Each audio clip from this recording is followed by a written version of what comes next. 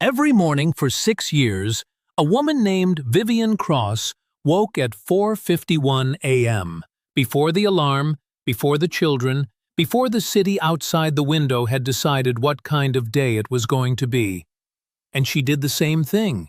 She sat up, swung her body to the edge of the mattress, and reached for her legs.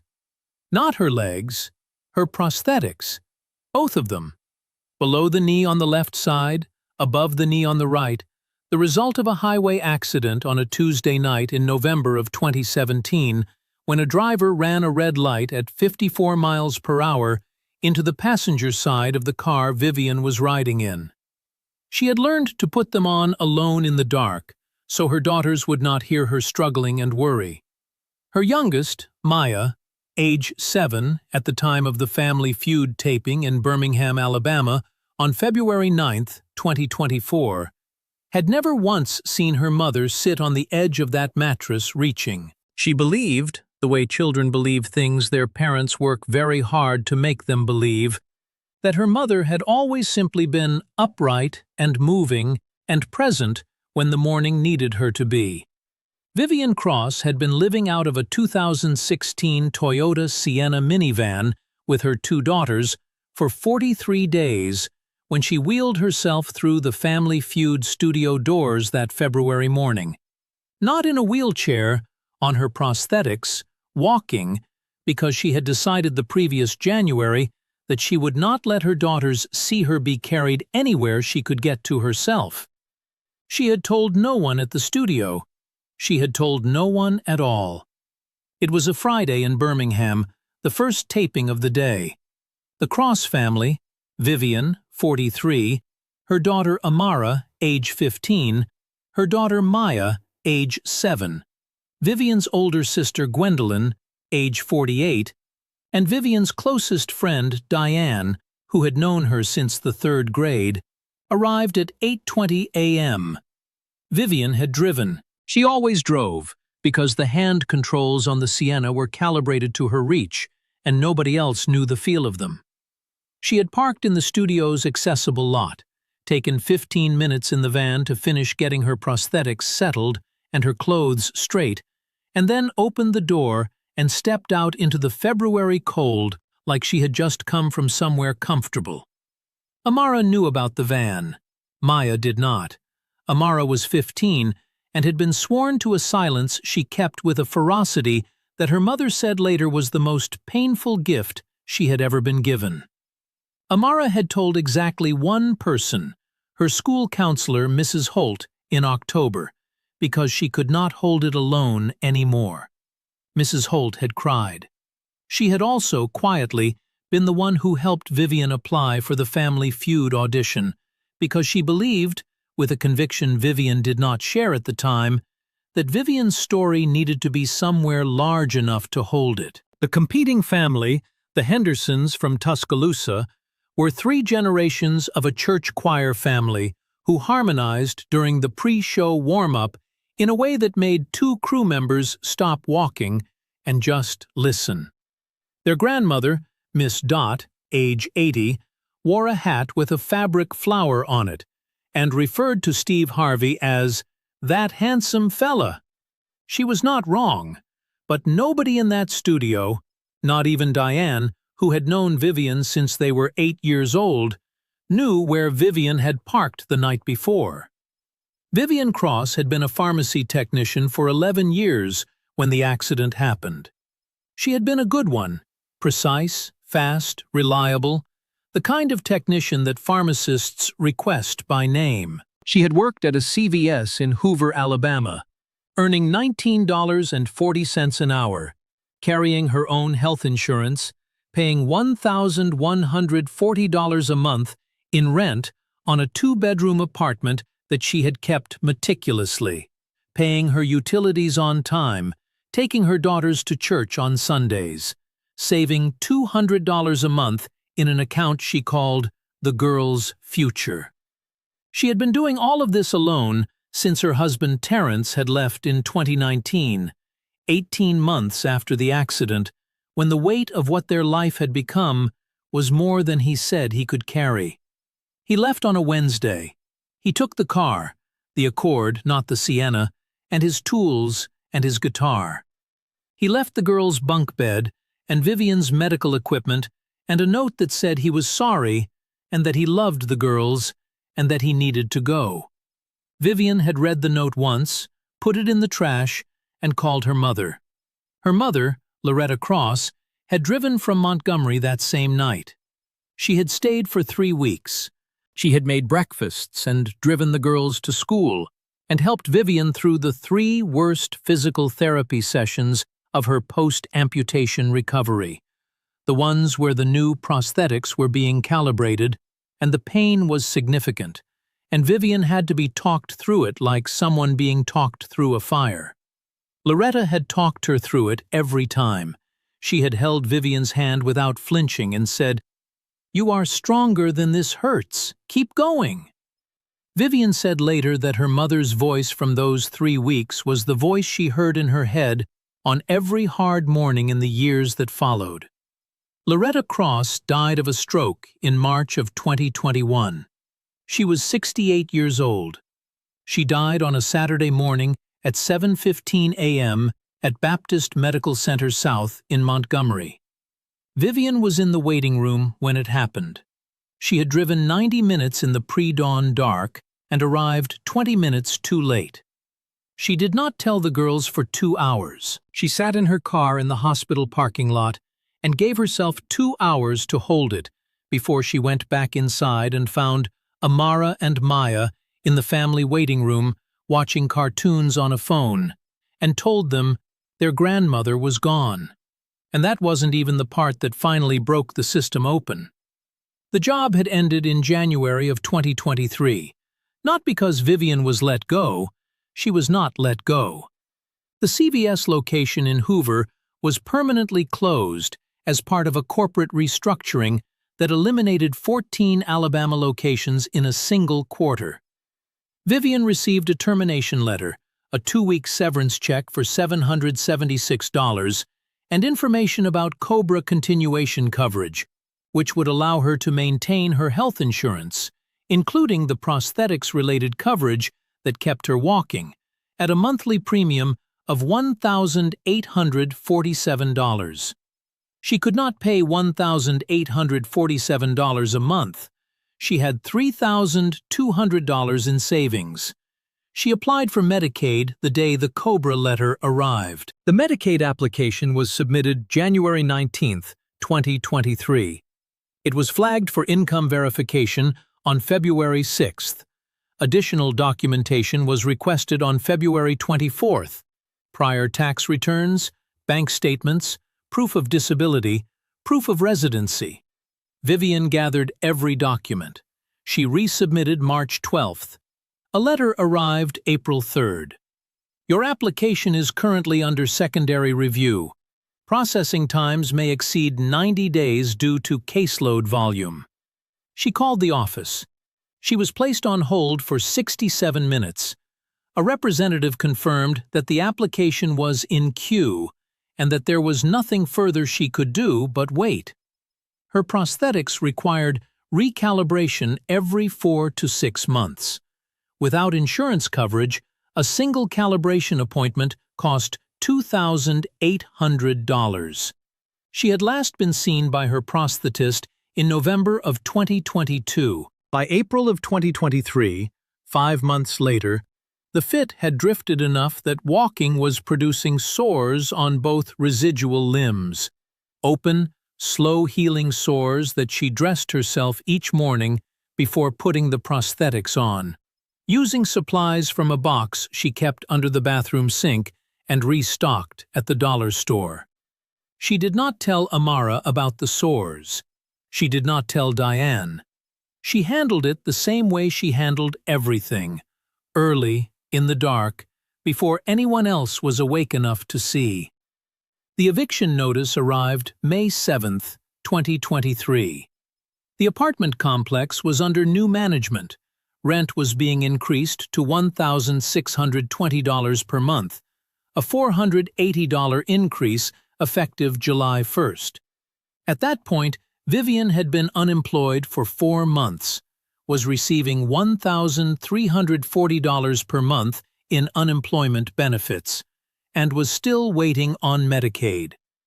She could not cover the new rent. She applied to 3 other complexes within the school district, so Amara and Maya would not have to change schools. All 3 had wait lists. She applied for Section 8 housing assistance. The wait list was closed. She applied for 3 emergency rental assistance programs through Alabama's state housing agency. 2 were out of funds. 1 processed her application in 6 weeks and offered a one-time payment of $900, enough for half a month's shortfall, applied once. She moved out of the apartment on July 3rd. She had rented a storage unit for $89 a month and put everything in it that mattered. The girls' school things, Vivian's medical records, her mother's Bible, Amara's track trophies, Maya's drawings from kindergarten.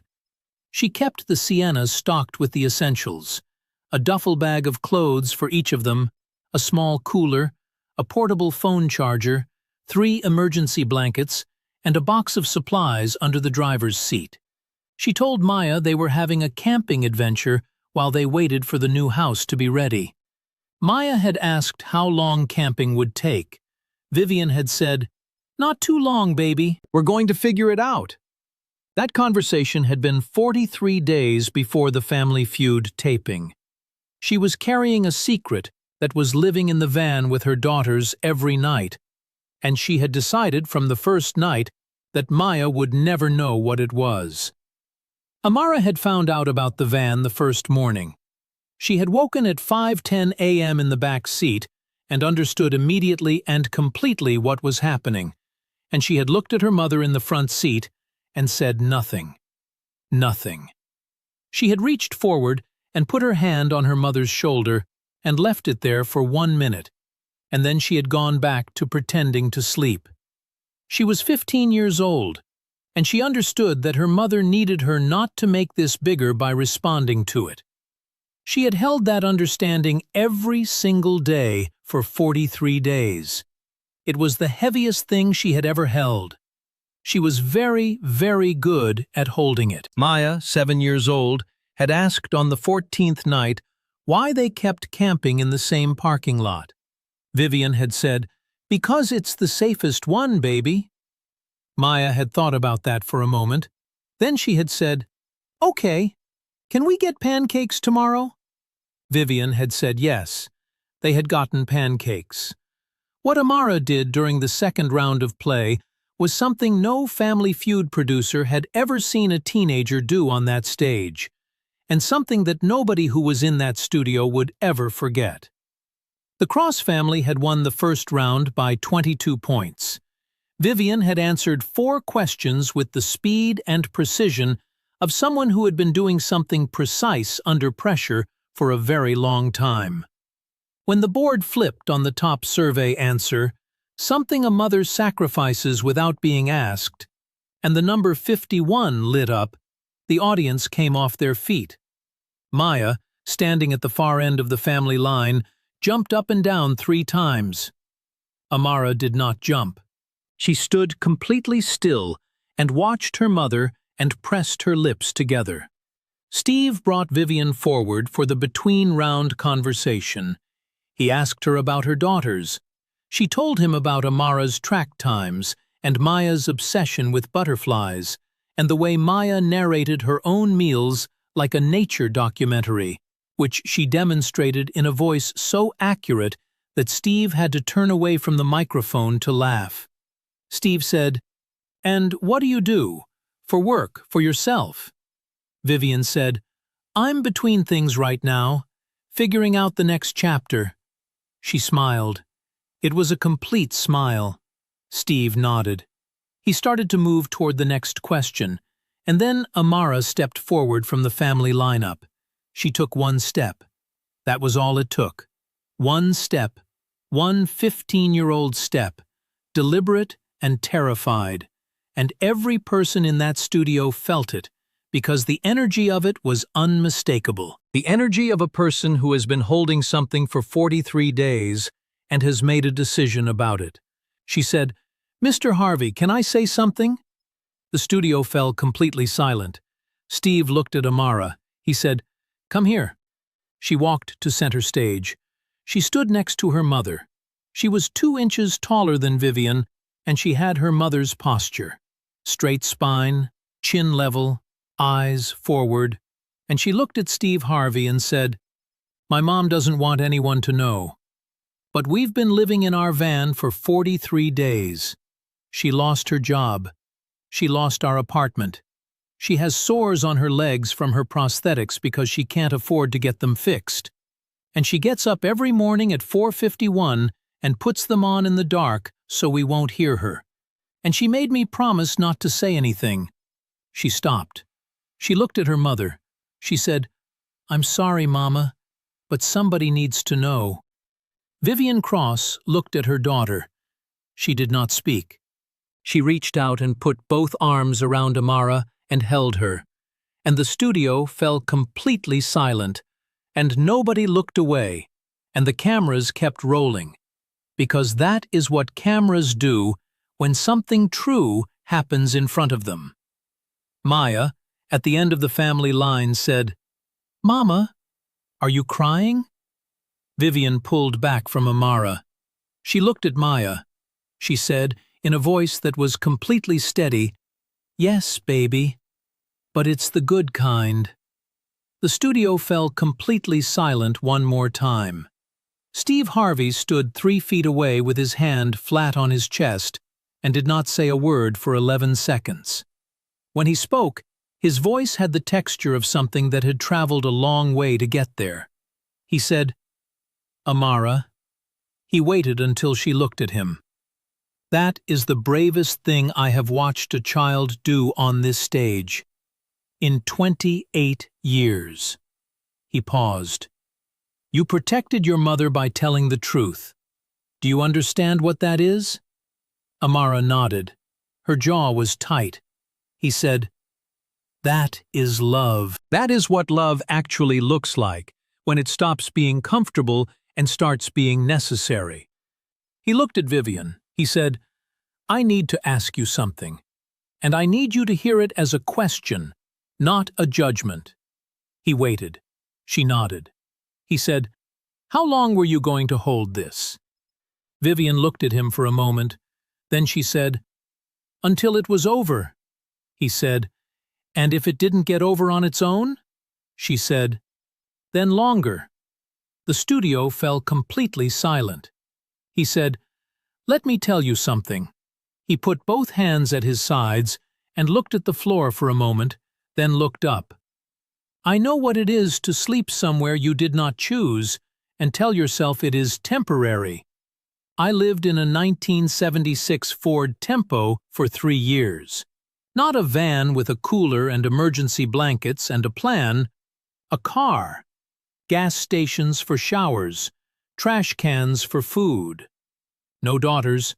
No reason except my own will to still be standing when something changed." He looked at Vivian. "The difference between you and me is that you were doing it for 2 other people.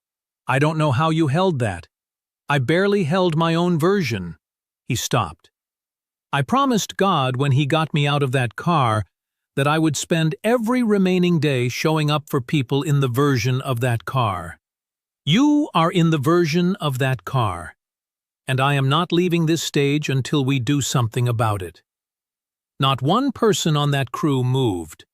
The boom operator had her eyes closed. The floor director had his hand over his mouth. 2 camera operators kept rolling because they understood, the way you understand it in your body before your mind catches up, that they were recording something they would tell people about for the rest of their careers. But Steve wasn't done. He turned to the booth. He said, "Phone, now." The handset reached him in 28 seconds, the fastest any production assistant had moved on that set all year. He called 2 numbers in sequence, live on the studio speakers, without a pause between them. The first call was to the director of Alabama's Section 8 Emergency Placement Program, a federal state liaison he had worked with through his foundation since 2021. He said, "I have a woman with 2 daughters who has been on a waiting list that was closed before she got there. I need to know what emergency placement looks like today." The director said, "Off the wait list, with documentation of homelessness and dependent minors, emergency placement can be processed in 15 to 21 days. We need the application updated with current status." Steve said, "She'll have it to you by Monday. I'll have my team make sure of it." The director said, "Then we'll move." The second call was to Vivian's prosthetist. She had given the name to a producer backstage during the first round as part of the standard pre-interview. Steve had the number in 30 seconds. He explained the situation. Bilateral amputee, 5 months since last calibration. Open sores on both residual limbs. No insurance coverage. He said, "What does she need?" The prosthetist said, "A full evaluation and recalibration, both sides. Probably a socket replacement on the right." Steve said, "Can you see her next week?" The prosthetist said, "I can see her Monday." Steve said, "My foundation covers it. All of it. Until she has coverage again." The prosthetist said, "Mr. Harvey, yes. Absolutely yes." Vivian Cross stood at the podium and listened to both phone calls and did not make a sound. When the second call ended, she pressed both hands flat to the podium surface and looked at them. Just looked at her own hands for a long moment. Maya said from the end of the line, "Mama, what's happening?" Vivian looked at her youngest daughter. She said, "Baby, some very kind people are helping us get our house."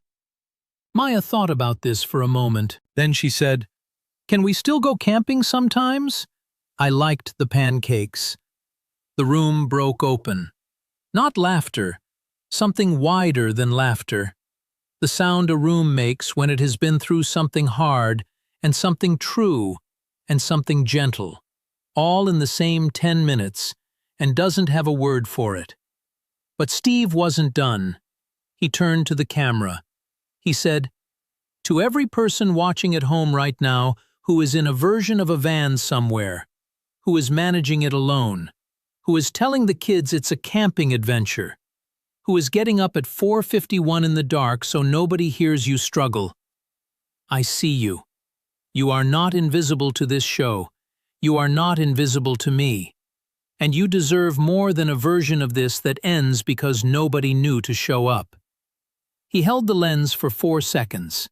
Then he said, "Now let's finish this game and get this family what they came here to win." The Henderson family, Miss Dot in the hat with the fabric flower, the 3 generations of church choir, did not wait to be asked. Miss Dot walked across the stage with her 80-year-old niece and stood in front of Vivian Cross and said, "Honey, God sent you to the right place today." Then she turned to Steve and said, "That handsome fella did good." The audience stood for the second time that morning and did not sit back down for a long time. Both families received full prizes. The show's producers announced a matching contribution, $20,000, equal to the top Fast Money prize, directed to the Alabama Coalition for the Homeless's Family Shelter Program. It was the first directed Family Feud prize match in the state of Alabama. The clip, Amara stepping forward saying, "I'm sorry, Mama, but somebody needs to know." Maya asking, "Are you crying?" Vivian saying, "Yes, baby, but it's the good kind," was posted at 11:22 p.m. the night of the taping. By 5 a.m., it had 13.6 million views, the largest overnight view count for a Family Feud clip in the show's digital history. By the end of the week, it had 401 million. The hashtag #TheGoodKind reached 2.8 billion impressions in 13 days and trended in 37 countries.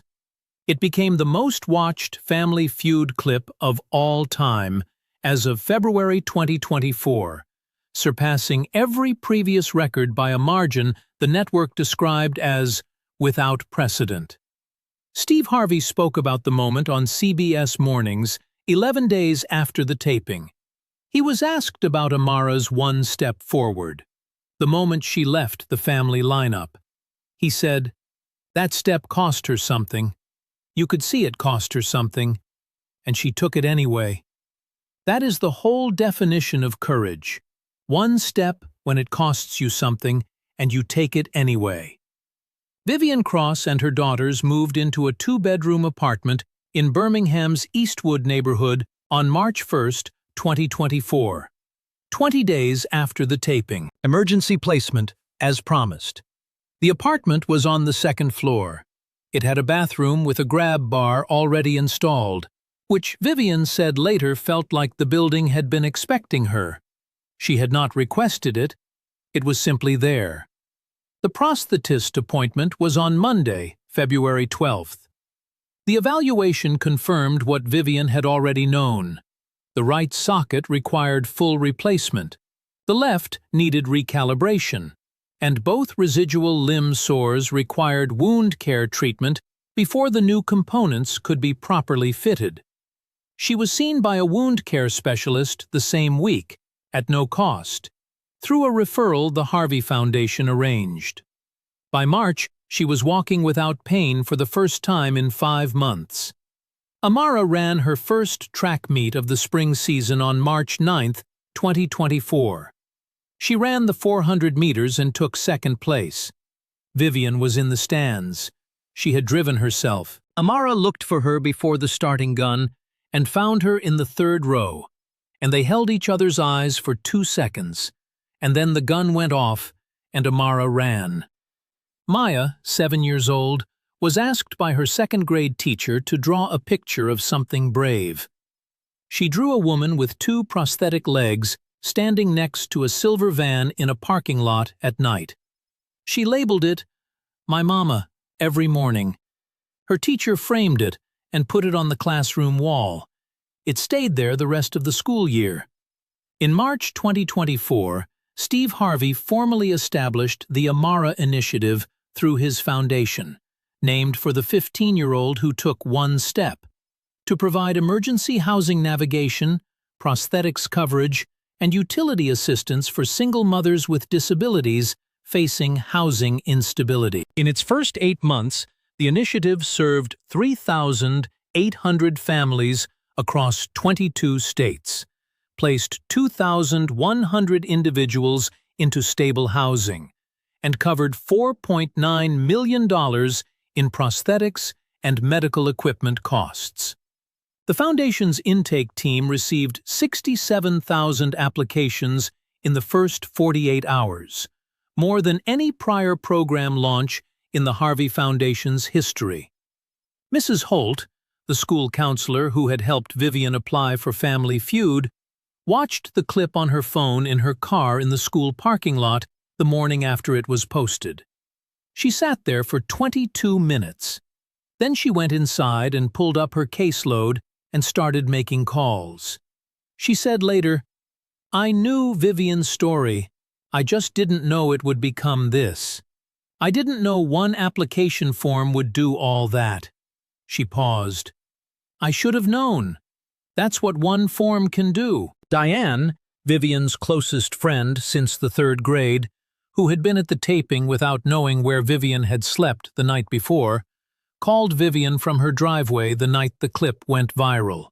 She said, "Why didn't you tell me?" Vivian said, "Because I knew what you would do." Diane said, "What would I have done?" Vivian said, "Everything. And I wasn't ready for everything yet." There was a long pause. Then Diane said, "I'm coming over tomorrow." Vivian said, "I know." The Toyota Sienna is still in Vivian's possession. She kept it. She had it detailed and serviced in April. She said she was not going to get rid of something that had held her family safe for 43 nights, even if it had never been meant for that purpose. The emergency blankets are still in the back, folded, under the third-row seat. She said, just in case somebody needs them. On February 9th, 2024, a 15-year-old girl named Amara took one step forward on a game show stage and said 7 words that cost her something. "I'm sorry, Mama, but somebody needs to know," and in doing so gave her mother something that 43 nights in a parking lot had not been able to take away. The truth, said out loud, in a room large enough to hold it.